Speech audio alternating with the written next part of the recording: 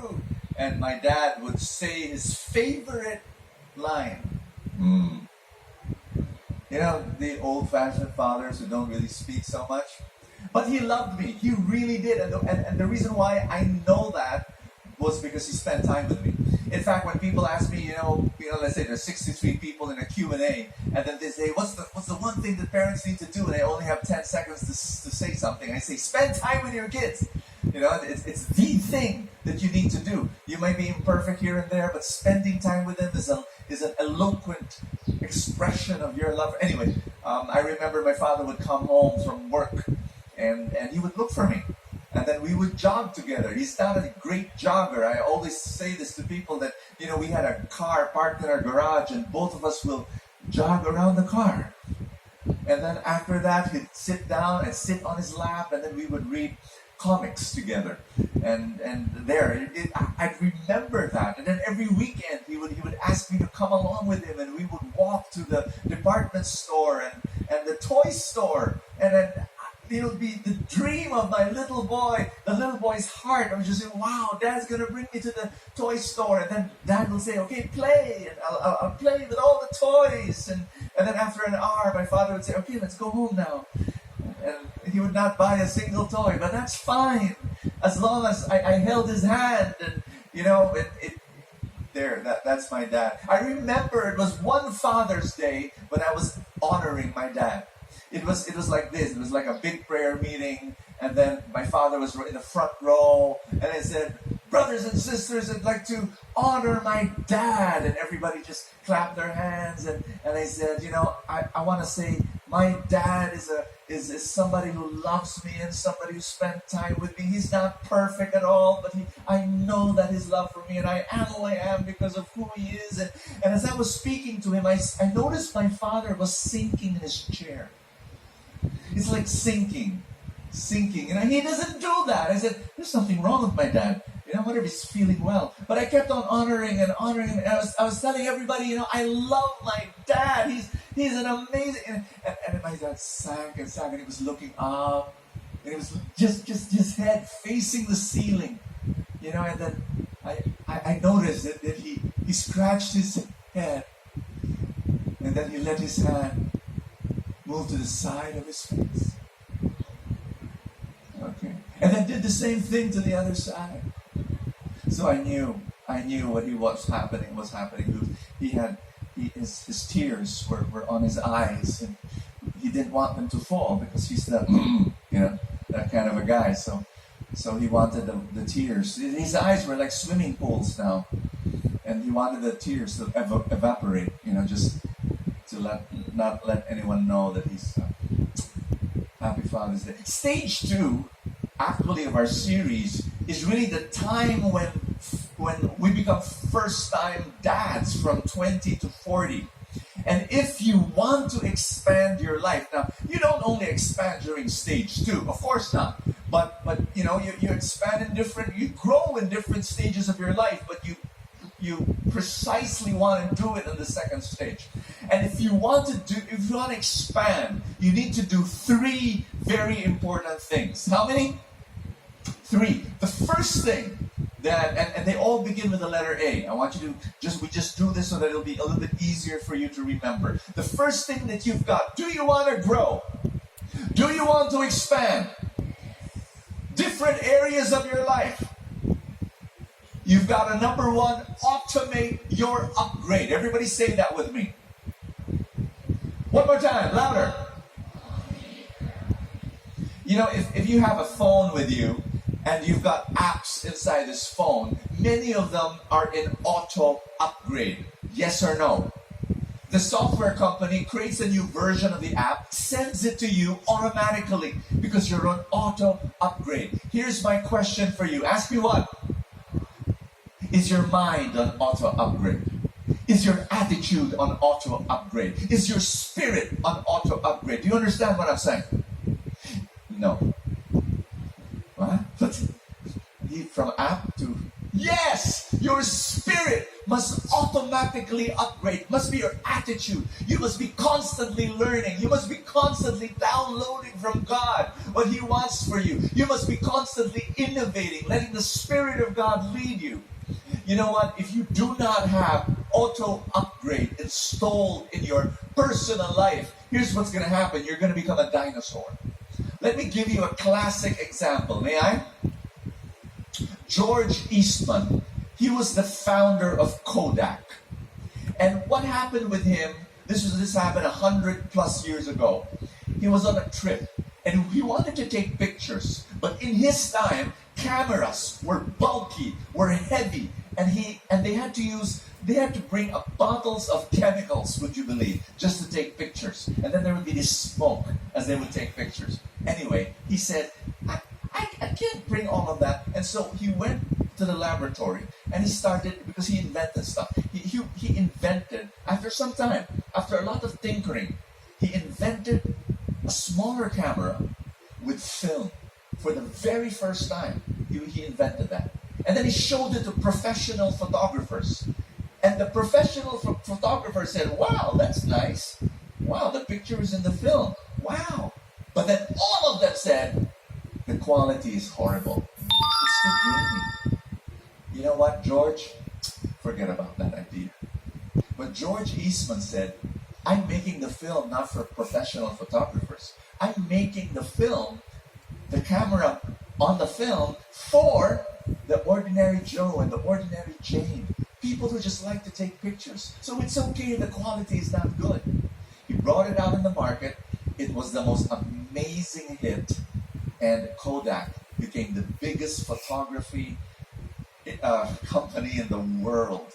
I want you to think about this. In 1976, 85% of all the films in the entire world came from Kodak.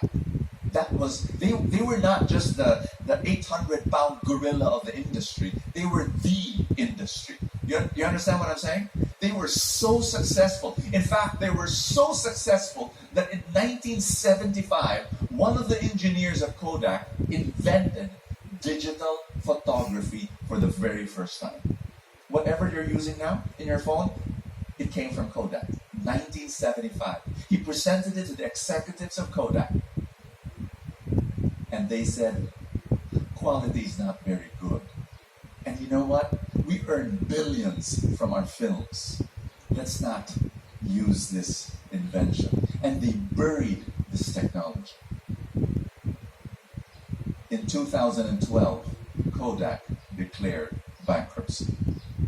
Are you listening to what I'm saying now? Tell somebody beside you, automate your upgrade. Because when you stop upgrading, you become a dinosaur. Am I making sense to you? And what does this have to do with our spiritual life and our life here as a father, as a mother, as a husband, as a wife? What does it mean? What does it have to do with being an employee and being an entrepreneur and whatever roles you play in your life? This is what I believe. I believe that every day you've got to upgrade your character. Upgrade. Just say that with me. My character, my spirit, my love, my patience, my perseverance. Jesus talked about a parable in Matthew. I'm going to share it with you. Matthew chapter 25. And he was talking about this wealthy guy, and he called 3 of his servants. Maybe you're familiar with this story. And he said, I'm going to give 5 bags of gold to the first servant. I'm going to give 2 bags of gold to the second servant, and I'm going to give a bag of gold to the third servant. And this is what happened. The man who received 5 bags of gold went at once and put his money to work and gained 5 bags more.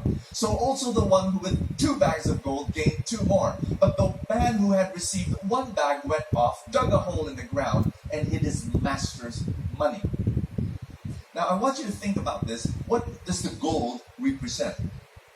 It's funny because in the older versions of Scripture, the older versions, this parable is called the parable of the talents. Are you familiar? And the reason why they called it parable of the talents is because talents would be the reference for the currency among the Greeks during that time, the denarii. And so a lot of people would say, oh, maybe Jesus really wants us to grow our talents, our skills and our capacities. And there's a little confusion there. No, it has something to do with the currency. That's what they called the currency during that time. So what does the gold represent? Ask me, what's the gold? Louder, what's the gold? There's a Bible scholar, an expert of the Old Testament, believes this. You see, bags of gold are very heavy. And he believes, and he was writing about this, that maybe Jesus was referring to a very central theme in the Old Testament about the heaviness of God. In Hebrew, it's called the kabod. Everybody say kabod. There, you have one Hebrew word already. Kabod. And the heaviest expression of who God is His mercy. And so is it possible, and I agree, that perhaps the goal that Jesus was referring to here was our capacity for mercy, was our capacity to love the way God loved. This is what we need to multiply. This is what we need to increase. Do I hear a loud amen? And so do not only expand your craft, but expand your character, your capacity to love, your capacity to be patient. And so what's number one? What's the first thing you need to do in order to expand? 1, 2, 3, go. Tell somebody beside you again, automate your upgrade.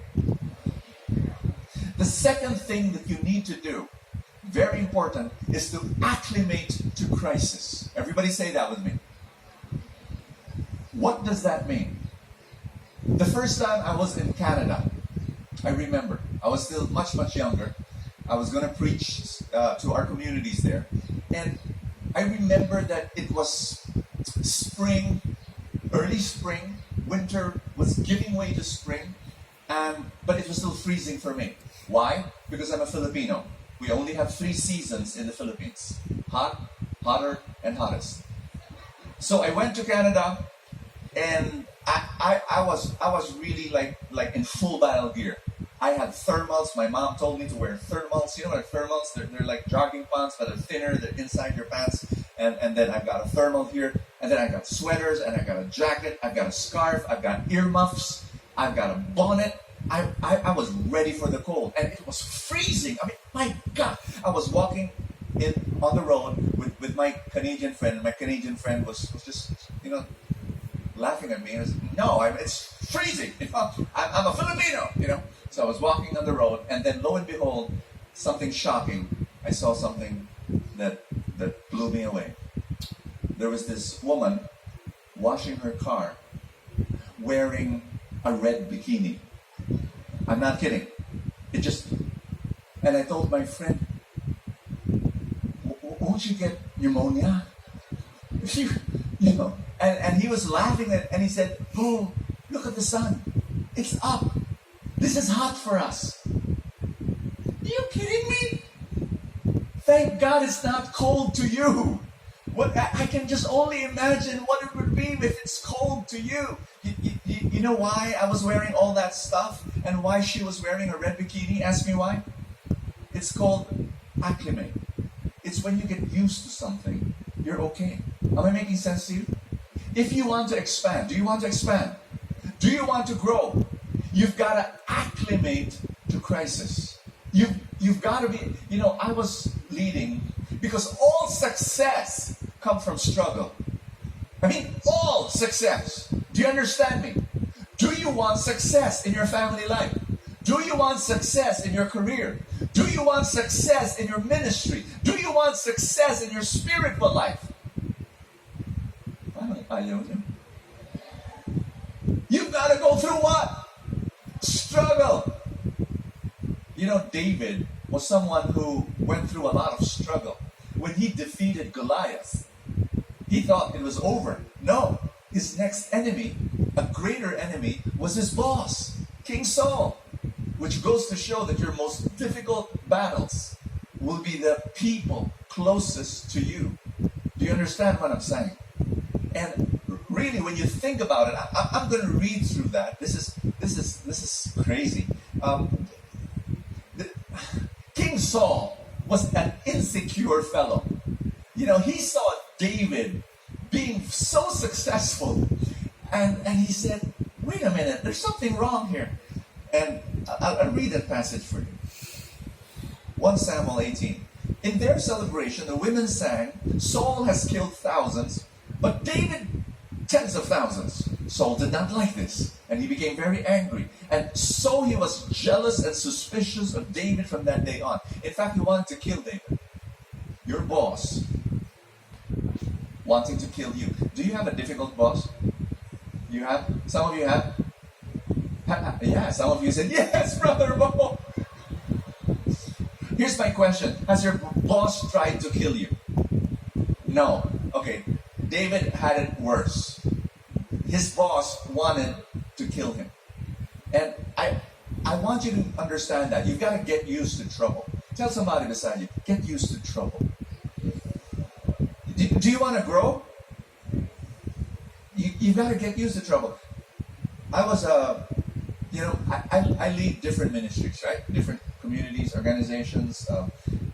Then we had a publishing ministry, we had a media ministry, we had TV, we had radio, we had Anna, we had our ministry for the abandoned elderly, we had, on and on. And there was a season in my life, this is true, I would be fighting fires every single day. I would get an urgent phone call and an urgent email from the different, people working with me. "Brother Bo, there's a problem here. Brother Bo, there's a problem there." Every single day. I was eating problems for breakfast and lunch and dinner and 2 snacks. This was my life. And at a certain point, I said, I'm going to go insane if I do not trust in God. Do you understand what I'm saying? You need to, if you want to keep on growing, when you keep on growing, there will always be this resistance. And there will always be these obstacles. And you've got to overcome those obstacles. You need to trust in God. Tell somebody beside you, you need to trust in God. Or you will go insane. This is so important. My biggest growth spurts came from solving problems. Do you have problems right now? Are you sure? Raise your hand if you do. If you have a problem right now, that problem is an invitation for you to grow like never before. What's number 1? Let's review. Automate your upgrade. Number 2, acclimate to crisis. And here's the last. Allocate your resources. Say that with me. I'll say it again. When you want to grow, when you want to expand, you're going to meet a pushback. You're going to meet a resistance. You're going to have enemies. You're going to have obstacles. Listen to me.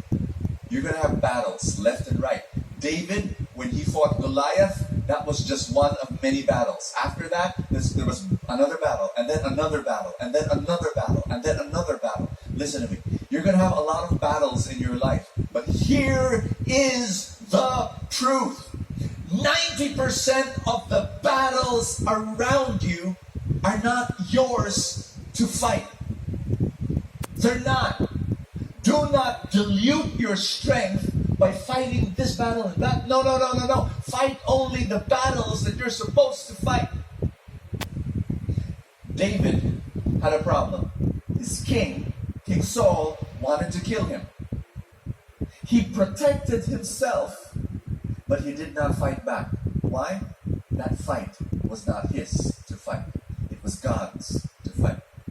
What am I saying? Can I read that scripture for you? 1 Samuel 24.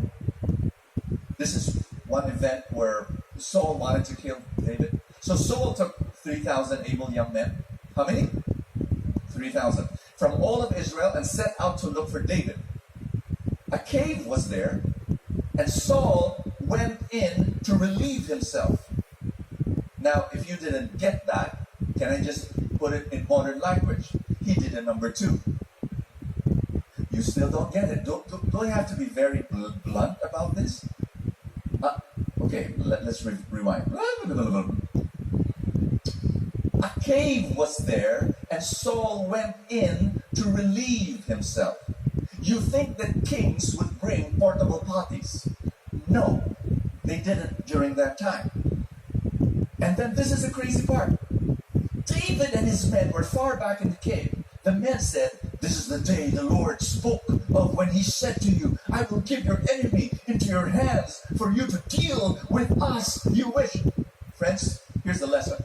If somebody opens his mouth and says scripture, it doesn't mean that God is speaking. Because these soldiers under David, they hated Saul. And they wanted David to kill Saul. And so they used scripture and said, "Hey, it's time. God wants you to kill Saul." Am I making sense to you?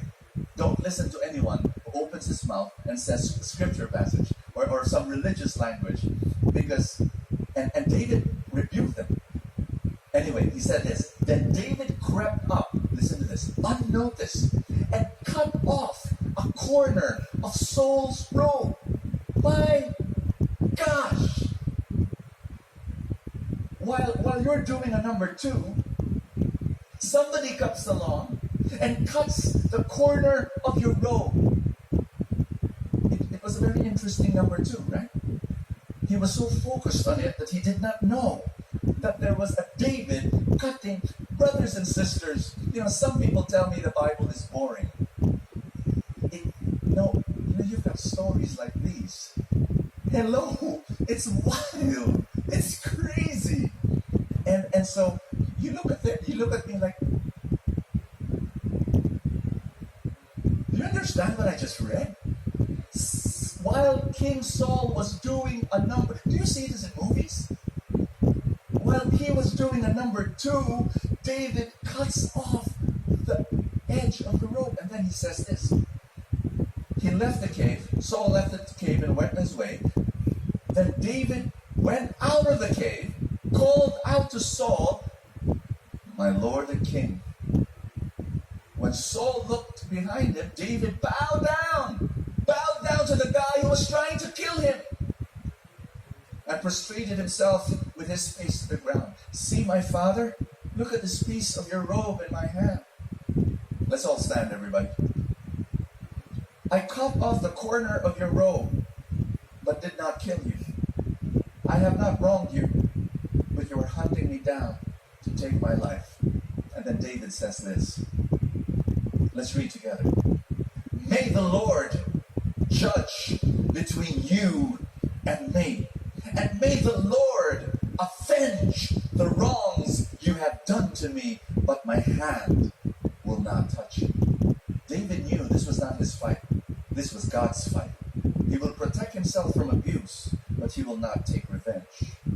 There are many battles in your life that you shouldn't fight. It is the Lord's battle. Don't waste your energy. Are you listening to me? I'll give you a simple example. I've got bashers, right? Every day, social media, all sorts of accusations. I'm a false prophet, and then I get promoted to